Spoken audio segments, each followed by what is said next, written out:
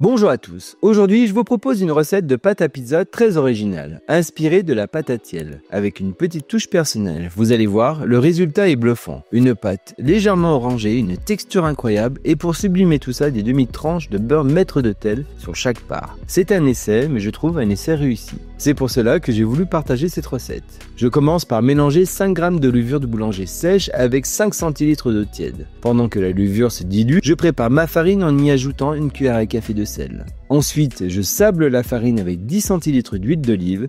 Pour cela, il suffit de bien mélanger l'huile avec la farine jusqu'à obtenir une texture un peu granuleuse.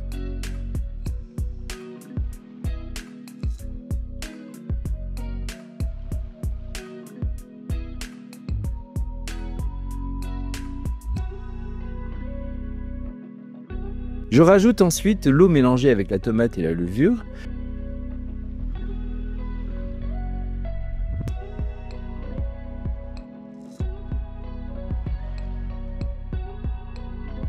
Une fois bien incorporé, j'ajoute 10 centilitres de vin blanc, ce qui donne à la pâte une texture unique et un goût subtil.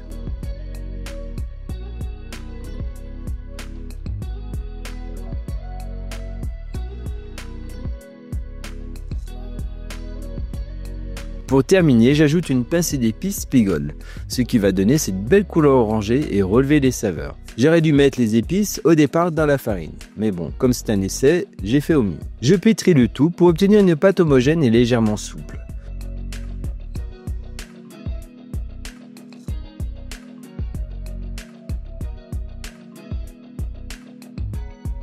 Une fois prête, je farine légèrement ma pâte, je la couvre et je la laisse reposer.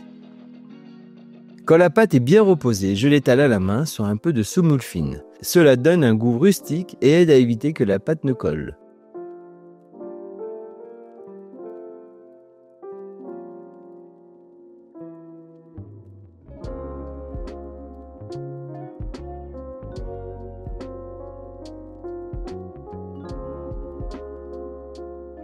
Je place ensuite ma pâte sur un papier sulfurisé. J'ajoute ma sauce tomate et ma garniture préférée.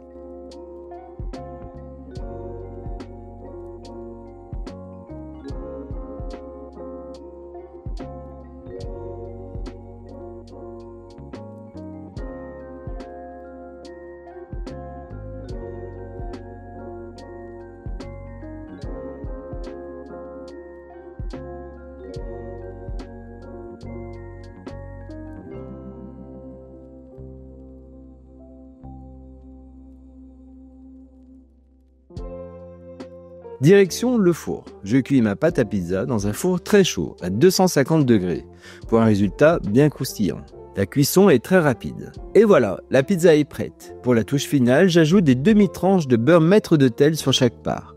Ce mélange de beurre, d'ail et de persil fond doucement sur la pizza et ajoute une petite touche savoureuse. La seule chose que je changerai la prochaine fois, c'est d'ajouter un peu plus d'eau pour une pâte encore plus souple. Alors qu'en pensez-vous? Dites-moi en commentaire si vous testez cette recette et ce que vous en avez pensé. N'oubliez pas de vous abonner, le petit pouce si vous avez aimé bien sûr. Je vous dis à bientôt pour les prochaines vidéos. Merci et bon appétit!